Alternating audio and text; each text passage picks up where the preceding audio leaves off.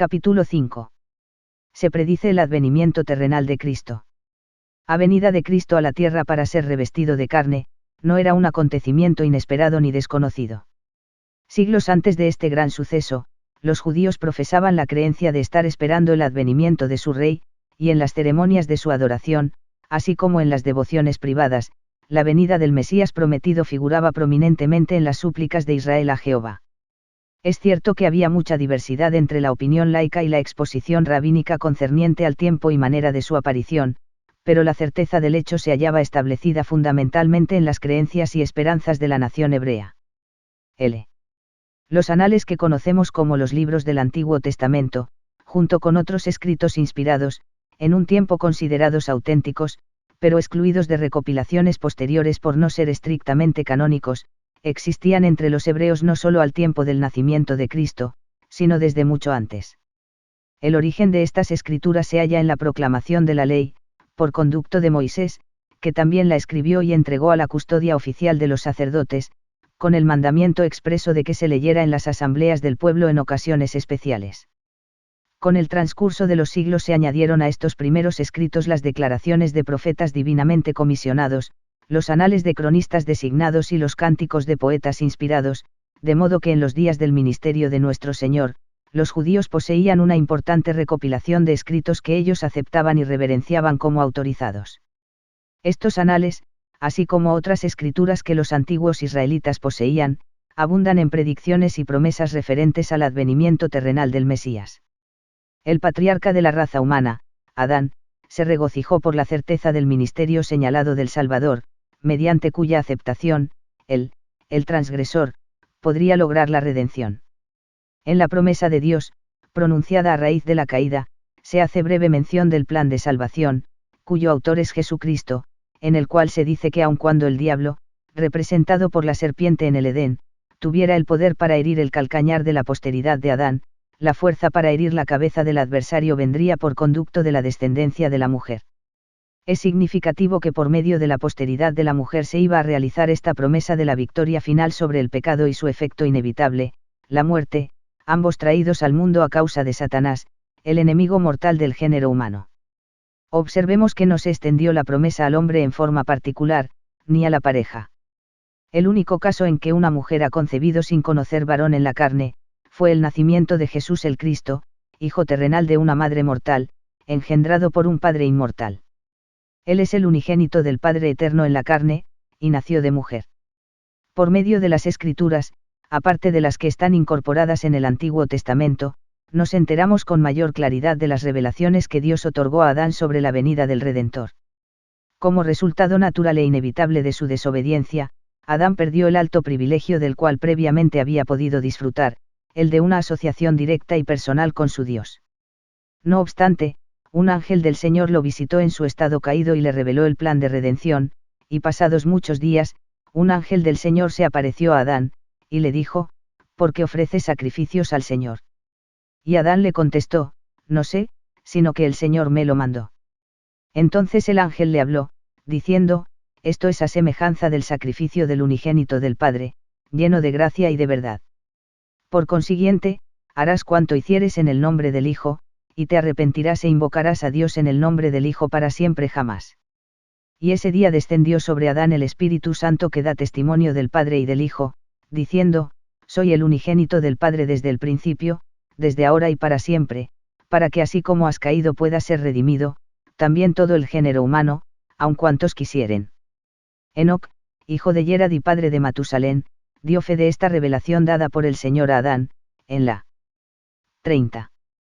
Que se dio a saber el plan ordenado por medio del cual el Hijo de Dios iba a revestirse de carne en el meridiano de los tiempos, y ser el Redentor del mundo.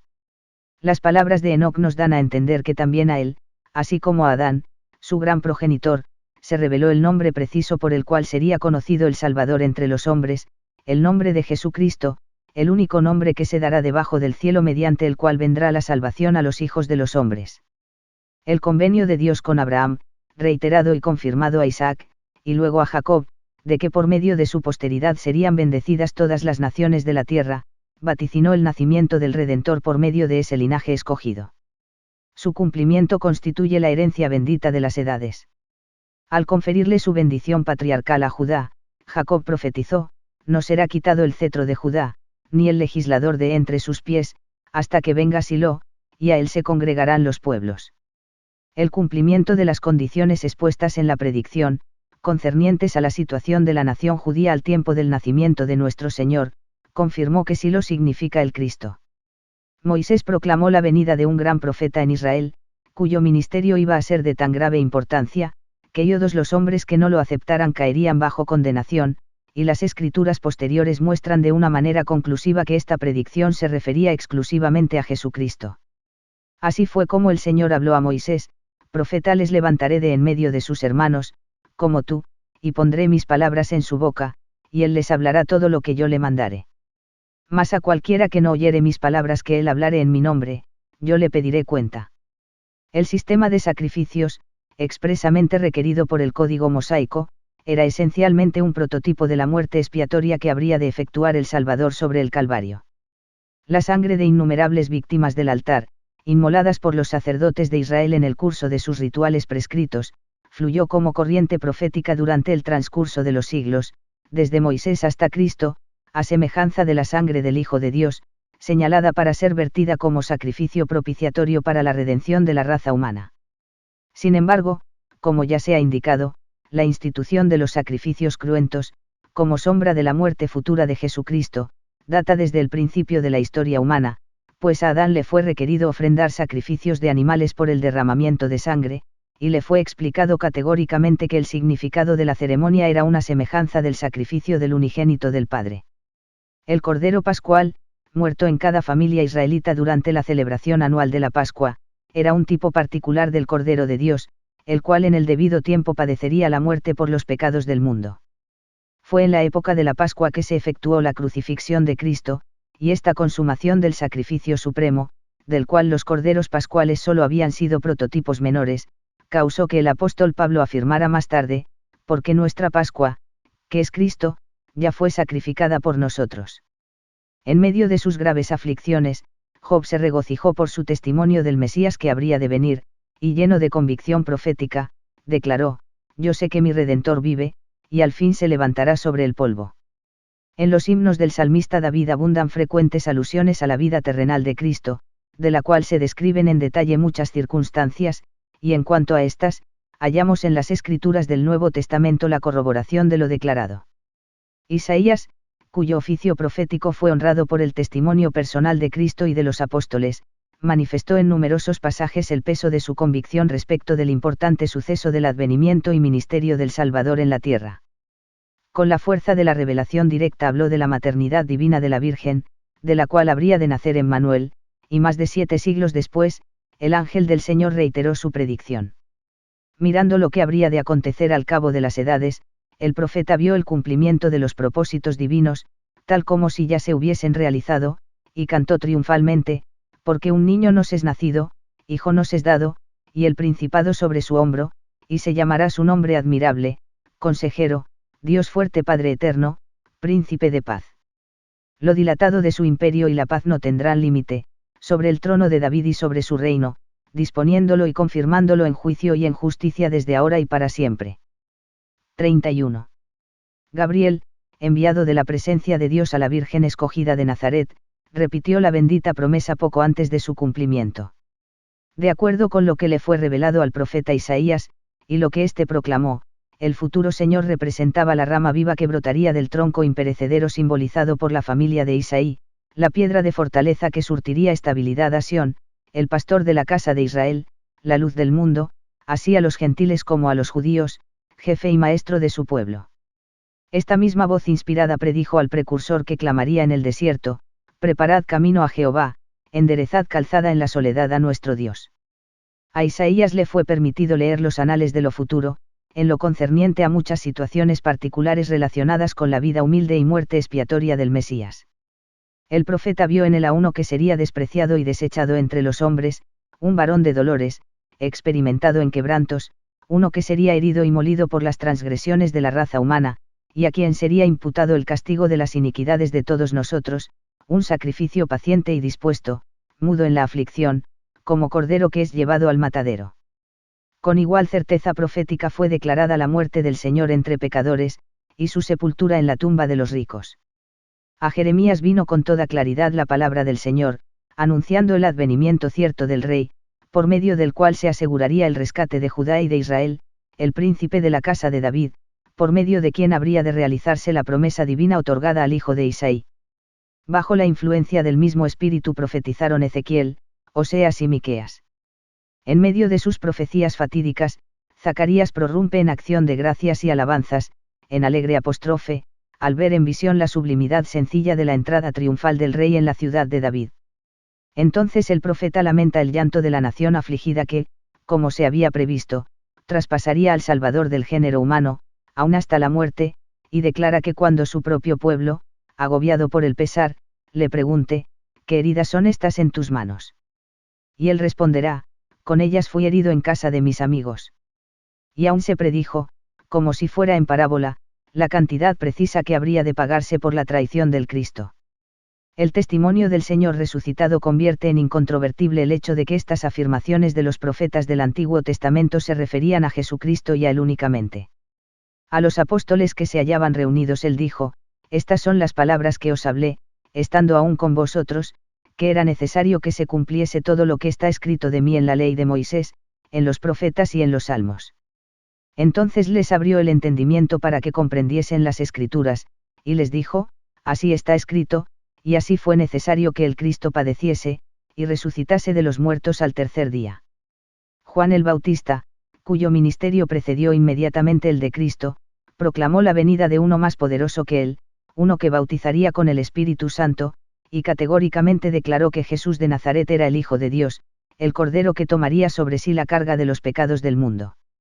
Las predicciones hasta aquí citadas sobre la vida, ministerio y muerte del Señor Jesús, son las palabras de los profetas que, con excepción de Adán y Enoc, vivieron y murieron en el hemisferio oriental. Todos, salvo Juan el Bautista, son de la época del Antiguo Testamento, y este, contemporáneo del Cristo en la carne, figura en los primeros capítulos de los Evangelios. Es importante saber que las escrituras del hemisferio occidental en igual manera declaran explícitamente esta gran verdad de que el Hijo de Dios nacería en la carne. El libro de Mormón contiene la historia de una colonia de israelitas, de la tribu de José, que salieron de Jerusalén 600 años antes del nacimiento de Cristo, durante el reinado de Sedecías, rey de Judá, en vísperas de la conquista de Judea por Nabucodonosor y la inauguración del cautiverio babilónico. Esta colonia fue llevada por dirección divina al continente americano, en el cual llegaron a ser un pueblo numeroso y fuerte, y esto a pesar de que, divididos por las disensiones, formaron dos naciones enemigas, conocidas respectivamente como nefitas y lamanitas. Mientras aquellos fomentaron las artes de la industria y la cultura, y escribieron unos anales en los que incorporaron su historia y escrituras, estos se volvieron degenerados y viles. Los nefitas fueron aniquilados en el año 400 de nuestra era, pero los lamanitas siguieron viviendo en 32.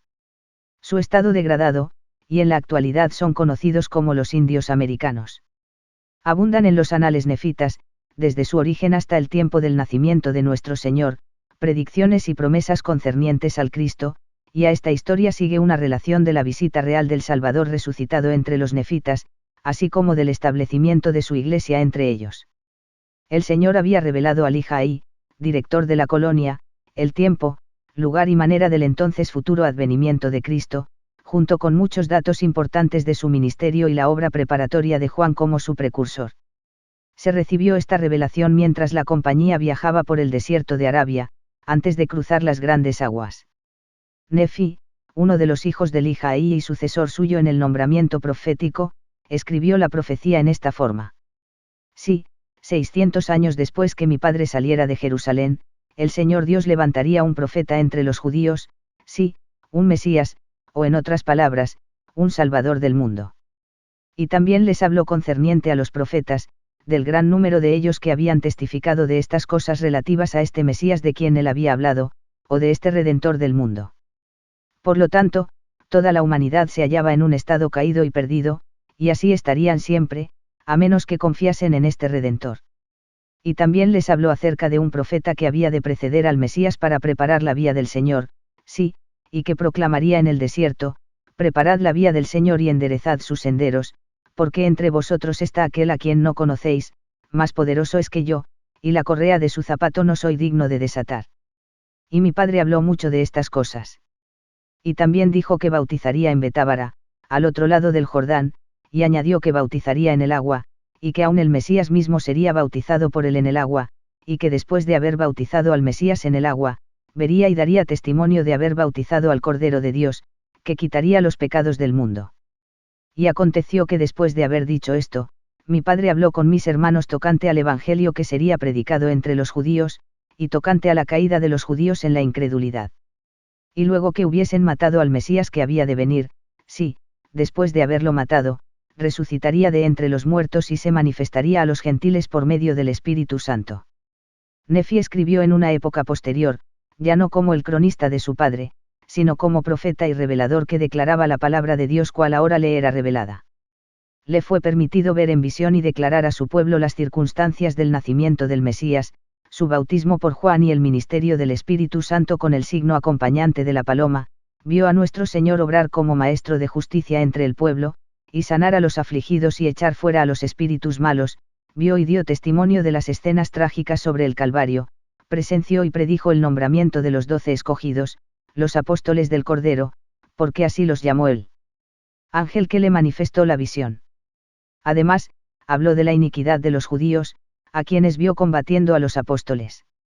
La portentosa profecía termina diciendo, y me dijo otra vez el ángel del Señor, así serán destruidas todas las naciones, familias, lenguas y pueblos que combatan contra los 12 apóstoles del Cordero. Poco después de la defección que estableció la separación en nefitas y lamanitas, Jacob, hermano de Nefi, volvió a profetizar acerca de la venida segura del Mesías, declarando particularmente que ejercería su ministerio en Jerusalén y afirmando la necesidad de su muerte expiatoria como el medio designado para redimir a la humanidad. En el curso de su atrevida denunciación del pecado, delante del impío rey Noé, el profeta Abinadí predijo acerca del Cristo que habría de venir, y el justo rey Benjamín, que era a la vez profeta y rey, proclamó la misma verdad importante a su pueblo unos 125 años antes de Cristo. Lo mismo predicó Alma en su amonestación inspirada a Coriantón, su hijo rebelde, y también a Mulele, mientras discutía con Cezrom. Igual cosa proclamó el profeta lamanita Samuel, apenas 5 años antes del acontecimiento. Además, enumeró las señas por medio de las cuales se daría a conocer al pueblo del mundo occidental el nacimiento de Jesús en Judea. Sus palabras fueron, he aquí, os doy una señal, porque han de pasar 5 años más, y he aquí, entonces vendrá el Hijo de Dios para redimir a todos los que creyeren en su nombre. Y he aquí, esto os daré por señal del tiempo de su venida, porque he aquí, aparecerán grandes luces en el cielo, de modo que no habrá obscuridad durante la noche que precederá su venida, y a los hombres les parecerá que es de día. Por tanto, habrá un día, una noche y otro día, como si fuera un solo día y no hubiera noche, y esto os será por señal, porque veréis la puesta. 33. Y la salida del sol, y así sabréis de seguro que habrá 2 días y una noche, sin embargo, no habrá obscuridad durante la noche, y será la noche antes de su nacimiento. Y he aquí, aparecerá una estrella nueva, como nunca habéis visto, y esto os será también por señal. Y he aquí, esto no es todo, porque se verán muchas señales y prodigios en el cielo. De manera que las escrituras de ambos hemisferios, así como las de todas las épocas de los tiempos antemeridianos, dan testimonio solemne de la certeza del advenimiento del Mesías, y así fue como los santos profetas de la antigüedad proclamaron la palabra de revelación y predijeron la venida del Rey y Señor del mundo, únicamente por medio de quien se provee la salvación y se asegura la redención de la muerte. Es rasgo característico de los profetas enviados de Dios, que ellos posean y proclamen una convicción personal del Cristo, porque el testimonio de Jesús es el espíritu de la profecía. No ha habido ni una sola palabra vana en las profecías inspiradas que se refieren a este gran acontecimiento. El cumplimiento literal de las predicciones es amplio testimonio de que su origen estriba en la revelación divina, así como prueba concluyente de la divinidad de aquel cuya venida se predijo tan abundantemente. Notas al capítulo 5. 1. La antigüedad del sacrificio como prototipo de la muerte expiatoria de Cristo, aun cuando los anales bíblicos expresamente atestiguan que se ofrecían sacrificios mucho antes del éxodo de Israel de Egipto, vgr. Por Abel y por Caín, Gen 4, 3, 4, por Noé después del diluvio, Gen 8 y 20, por Abraham, Gen 22, 2, 13, por Jacob, Gen 31, 54, 46, 1, nada dicen en lo concerniente al origen divino del sacrificio como requisito propiciatorio que simbolizaba la muerte expiatoria de Jesucristo. Con excepción de aquellos que admiten la validez de la revelación moderna, todos los investigadores reconocen la dificultad de determinar el tiempo y las circunstancias de conformidad con las cuales se originó entre el género humano la ofrenda del sacrificio simbólico. Muchos de los eruditos bíblicos han afirmado la necesidad de suponer que Dios, en épocas remotas, dio instrucciones al hombre sobre este asunto. De modo que el autor del artículo Sacrificios, en Cassel's Bible Dictionary, Diccionario Bíblico de Casal, dice, el concepto de los sacrificios figura prominentemente en todas las escrituras, y es uno de los ritos religiosos más antiguos y más ampliamente conocidos en el mundo. Existe también una similitud notable en cuanto al desarrollo y aplicación de la idea. Por estos y otros motivos, razonablemente se ha deducido que el sacrificio fue uno de los elementos de la adoración primordial del hombre, y que su universalidad no constituye meramente un argumento indirecto a favor de la unidad de la raza humana, sino más bien una ilustración y confirmación de las primeras páginas inspiradas de la historia del mundo. La idea de los sacrificios difícilmente puede ser considerada como producto de la naturaleza humana sola, y consiguientemente, es necesario seguir su rastro hasta una fuente más elevada y considerarla como revelación divina al hombre primitivo. En la obra, Dictionary of the Bible, por Smith, Diccionario de la Biblia, se encuentra lo siguiente: al examinarse la historia de los sacrificios, desde sus orígenes más remotos hasta su desarrollo perfecto en los rituales mosaicos, tropezamos casi en el acto con el asunto, por tanto tiempo discutido, concerniente al origen de los sacrificios, si nacieron del instinto natural del hombre, aprobados y orientados por Dios, o si fueron el tema de una revelación antigua particular. No hay duda de que la ley de Dios sancionaba los sacrificios, y se les relacionaba en forma especial y típica con la expiación de Cristo. Su prevalencia universal, sin contar con los razonamientos naturales del hombre concernientes a su relación con Dios, a los cuales frecuentemente se oponía, muestra que fue original y que se hallaba profundamente arraigada en los instintos del género humano. Mas si se instituyó originalmente por mandamiento externo, o se fundó en esa sensación de culpabilidad y comunicación perdida con Dios, la cual por su mano se ha inculcado en el corazón del hombre, plantea una pregunta. 34. Histórica quizá e insoluble. La dificultad se desvanece y la pregunta histórica relacionada con el origen de los sacrificios queda resuelta por las revelaciones de Dios en la dispensación actual, mediante las cuales se han restaurado al conocimiento humano algunas partes de la historia de Moisés que no están contenidas en la Biblia. Los pasajes que citamos en el texto, páginas 43, 44, aclaran el hecho de que después de la transgresión de Adán, se le requirió que ofreciera sacrificios, y que le fue explicado detalladamente al patriarca de la raza humana el significado del divinamente establecido requisito. El derramamiento de la sangre de animales sacrificados a Dios, como prototipo del sacrificio del unigénito del Padre, data desde la época inmediatamente posterior a la caída. Su origen se basa en una revelación particular dada a Adán. Véase Perla de gran precio, Moisés 5, 5-8. 2. La profecía de Jacob concerniente a Silo. La predicción del patriarca Jacob, que no será quitado el cetro de Judá, hasta que venga Silo, ha causado muchas disputas entre los estudiantes bíblicos. Algunos insisten en que Silo es el nombre de un lugar y no el de una persona.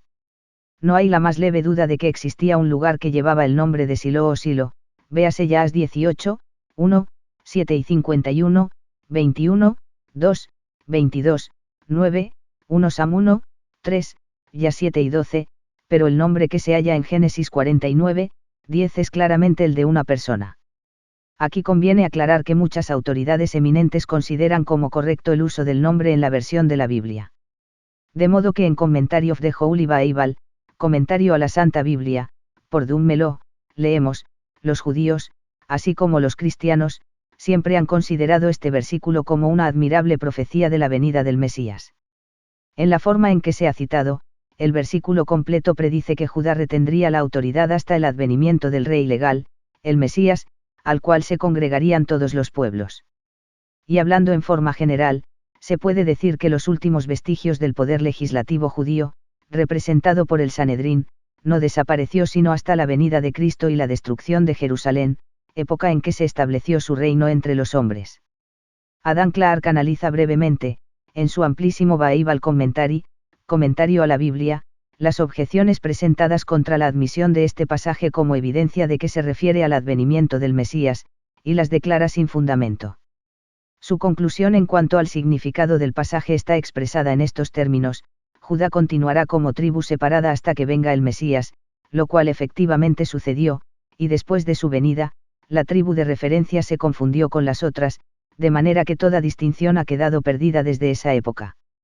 En el diccionario de Smith el profesor Douglas afirma que parte del cetro de Judá permaneció, pues un eclipse total no es prueba de que el día ha terminado, y que el cumplimiento correcto de la profecía no empezó sino hasta la época de David y se consumó en Cristo, según S. Lucas 1 y 32, 33. Por derivación, el significado aceptado de la palabra es pacífico, y esto se aplica a los atributos del Cristo, el cual en Isaías 9, 6 es llamado príncipe de paz. Eusebio, que vivió entre los años 260 y 339 de nuestra era, y es conocido en la historia eclesiástica como el obispo de Cesarea, escribió, en la época del rey Herodes, que fue el primer rey extranjero que reinó al pueblo judío, fue cumplida la promesa escrita por Moisés, a saber, que no faltaría príncipe de Judá, ni dejaría de haber rey de sus lomos, hasta que viniera aquel para quien estaba reservado, la esperanza de las naciones. El pasaje citado se funda en la interpretación de Gen 49, 10, según la versión de los 70. Algunos críticos han sostenido que no fue la intención de Jacob emplear la palabra Silo como nombre propio. El autor del artículo Silo, en el diccionario bíblico de Casal, dice, predomina la evidencia en favor de la interpretación mesiánica, pero hallamos gran variedad de opiniones respecto de la retención de la palabra Silo como nombre propio. No obstante todas las objeciones que se presenten en contra de esta interpretación, nosotros opinamos que justificadamente se considera como nombre propio y que la versión actual representa el sentido verdadero del pasaje. Recomendamos a aquellos que deseen entrar más detalladamente en un asunto que no puede discutirse muy bien sin la crítica hebrea, las excelentes notas sobre Génesis 49, 10 en comentario Hora de Pentateuch, por Kili. 35. Delitzsch. Allí se expresa el pasaje en esta forma: no será quitado el cetro de Judá, ni el legislador de entre sus pies, hasta que venga Silo, y de su propia voluntad le rindan obediencia a las naciones.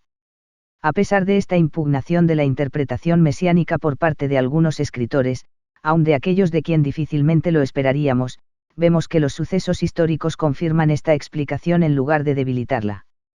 No se interpreta el texto en el sentido de que en ninguna época estaría Judá sin su propio gobernador real, sino que el poder para gobernar no cesaría finalmente en Judá sino hasta que viniera Silo.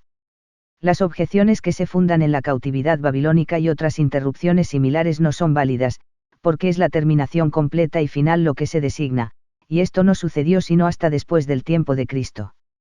Véase también The Book of Prophecy por G. Smith, página 320. También Compendium of the Doctrines of the Gospel, por Franklin D. Richards y James A. Little, artículo La primera venida de Cristo. 3 nefitas y lamanitas, los progenitores de la nación nefita salieron de Jerusalén en el año 600 a.C. bajo la dirección de Elijaí, profeta judío de la tribu de Manasés. Su propia familia, al partir de Jerusalén, se componía de Saría, su esposa, y sus hijos, Lamán, Lemuel, Sam y Nefi. En una época posterior de su historia se habla de hijas, pero de que si nacieron antes o después del éxodo de la familia, nada se dice. Además de la familia de Elijaí, acompañaban a esta colonia Zoram e Ismael, este último un israelita de la tribu de Efraín. Ismael y su familia se unieron a la compañía de Elijaí en el desierto, y sus descendientes fueron contados entre los de las naciones que estamos tratando. Parece que la compañía viajó hacia el sudeste, siguiendo la costa del Mar Rojo, y entonces, alterando su curso hacia el este, atravesó la península árabe y allí, a orillas del mar de Omán, construyeron y abastecieron un barco con el cual se lanzaron al mar, encomendándose a la divina providencia. Se cree que viajaron hacia el este, cruzando el Océano Índico, después el Pacífico y llegando por fin a la costa occidental de América, donde desembarcaron más o menos en el año 590 a.C. El pueblo se estableció en lo que para ellos era la tierra prometida, nacieron muchos hijos, y en el curso de pocas generaciones una posteridad numerosa habitaba el país. Después de la muerte de Lehi ocurrió una división. Unos aceptaron como director a Nefi, el cual había sido debidamente designado al oficio profético, mientras que los demás proclamaron jefe a Laman, el mayor de los hijos de Lehi. De allí en adelante, estos pueblos divididos se llamaron nefitas y lamanitas, respectivamente. Había ocasiones en que observaban relaciones amistosas entre unos y otros, pero generalmente se hallaban en pugna, y los lamanitas manifestaban un odio y hostilidad implacables hacia sus hermanos nefitas. Estos impulsaron las artes de la civilización, construyendo grandes ciudades y estableciendo comunidades muy prósperas, sin embargo, con frecuencia caían en transgresión, y el Señor, para castigarlos, permitía que sus enemigos hereditarios triunfaran de ellos. Se extendieron hacia el norte y ocuparon el norte de Sudamérica y entonces, atravesando el istmo, extendieron sus dominios por las regiones del sur, centro y este de lo que en la actualidad son los Estados Unidos del Norte. Los lamanitas, aun cuando aumentaron en número, sufrieron el anatema del desagrado de Dios, su cutis se tornó obscuro, su espíritu se extravió, se olvidaron del Dios de sus padres, se entregaron a una vida salvaje y nómada y degeneraron en el estado caído en que se encontraban los indios de América, sus descendientes directos, cuando nuevamente se descubrió el continente occidental en una época posterior. Véase artículos de fe, por el autor, páginas 280 a 290. 4. La primera dispensación del Evangelio. El Evangelio de Jesucristo fue revelado a Adán. Desde el principio de la historia humana se proclamaron, como elementos esenciales de la salvación, la fe en Dios, el Eterno Padre, y en su Hijo, como Salvador de Adán y del resto de su posteridad, el arrepentimiento del pecado, el bautismo por inmersión en el agua, y la recepción del Espíritu Santo como don divino. Los siguientes pasajes de las Escrituras atestiguan este hecho, y así fue que desde el principio se empezó a predicar el Evangelio, declarando los santos ángeles enviados de la presencia de Dios, y su propia voz, y el don del Espíritu Santo. PDGP, Moisés 5 y 58, el profeta Enoc testificó en estos términos: mas Dios ha hecho notorio a nuestros padres que todos deben arrepentirse. Y por su propia voz llamó a Adán, nuestro padre, diciendo: yo soy Dios, yo hice el mundo y los hombres, antes que existiesen en la carne, y también le dijo: si te volvieres a mí. 36. Escuchares mi voz, y creyeres y te arrepintieres de rodas tus transgresiones, y te bautizares, aun en el agua, en el nombre de Jesucristo, mi Hijo unigénito, lleno de gracia y de verdad, el único nombre que se dará debajo del cielo mediante el cual vendrá la salvación a los hijos de los hombres, recibirás el don del Espíritu Santo, pidiendo todas las cosas en su nombre, y te será dado cuanto pidieres. G 6 y 50, 52, léanse también los versículos 53 a 61, y aquí, ahora te digo, este es el plan de salvación. Para todos los hombres, mediante la sangre de mi unigénito, quien vendrá en el meridiano de los tiempos. Vers 62, y cuando el Señor hubo hablado con Adán, nuestro Padre, sucedió que Adán clamó al Señor, y lo arrebató el Espíritu del Señor, y fue llevado al agua y sumergido en el agua, y sacado del agua. Y de esta manera fue bautizado y el Espíritu de Dios descendió sobre él, y así nació del Espíritu, y fue vivificado el hombre interior. Y oyó una voz del cielo que decía: has sido bautizado con fuego y con el Espíritu Santo. Este es el testimonio del Padre y del Hijo, desde ahora y para siempre. Vers 64 a 66, compárese con Doc y con 29, 42.